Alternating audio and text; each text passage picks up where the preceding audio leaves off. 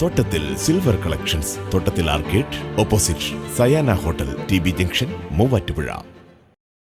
അന്ത്യ അത്താഴത്തിന്റെ ഓർമ്മ പുതുക്കി ലോകമെമ്പാടുമുള്ള ക്രൈസ്തവർ പെസഹ വ്യാഴം ആചരിച്ചു. വിനയത്തിന്റെയും സ്നേഹത്തിന്റെയും സന്ദേശം വിളിച്ചോതുന്ന ചടങ്ങുകളാണ് പള്ളികളിൽ നടന്നത്.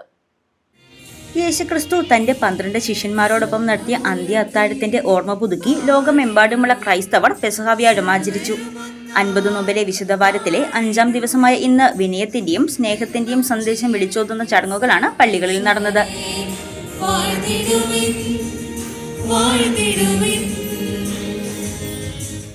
നമ്മുടെ ജീവിതയാത്രയിൽ നമ്മെ തന്നെ ശൂന്യമാക്കുവാനും എളിമപ്പെടുവാനായിട്ടും അതോടൊപ്പം തന്നെ നമ്മിലോട്ട് തന്നെ ഒരു തിരിഞ്ഞുനോട്ടം നടത്തുവാനായിട്ടുള്ള ഒരു ദിവസം കൂടെയാണ് ഈ പെസഹ വ്യാഴം.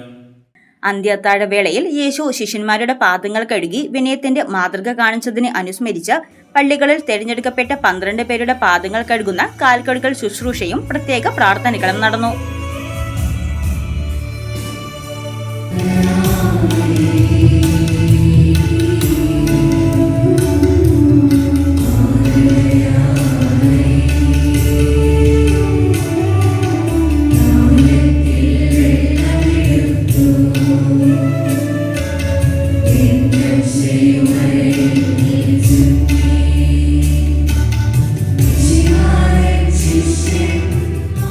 തൊടുപുഴ ഈസ്റ്റ് വിജ്ഞാനമാതാ പള്ളിയിൽ കാൽക്കഴുകൽ ശുശ്രൂഷയ്ക്ക് വികാരി ഫാദർ തോമസ് വെളുങ്ങുപാറയിൽ കാർമ്മികത്വം വഹിച്ചു. പെസഹായോടനുബന്ധിച്ച് ക്രൈസ്തവ ഭവനങ്ങളിൽ അപ്പവും പാലും തയ്യാറാക്കി പ്രാർത്ഥനയോടെ മുറിച്ചു പങ്കിടുന്ന ചടങ്ങുകളും നടന്നു.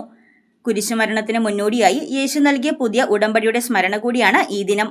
വിശുദ്ധവാരത്തിലെ ഏറ്റവും പ്രധാനപ്പെട്ട ചടങ്ങുകൾക്ക് ശേഷം വെള്ളിയാഴ്ച ക്രിസ്തുവിന്റെ കുരിശുമരണത്തിന്റെ സ്മരണയിൽ വിശ്വാസികൾ ദുഃഖവെള്ളി ആചരിക്കും. News desk Muvattupuzha news. എന്റെ കാഴ്ചയ്ക്ക് ചില ബുദ്ധിമുട്ടുകൾ അനുഭവപ്പെടാൻ തുടങ്ങിയത് ഈയിടെയാ. ആദ്യം ടെൻഷനായി. മകളാ പറഞ്ഞത് അഹല്യയിൽ പോകാൻ. അഹല്യയ്ക്ക് 30 വർഷത്തെ പാരമ്പര്യവും വിശ്വസ്തതയുമുണ്ട്. അഹല്യയിലെ വിദഗ്ധരായ ഡോക്ടർമാരുടെ ചികിത്സ കൊണ്ട് എനിക്ക് എന്റെ കാഴ്ചശക്തി പൂർണ്ണമായും തിരിച്ചു കിട്ടി. ഇപ്പൊ എനിക്ക് ഈസിയായി വായിക്കാം.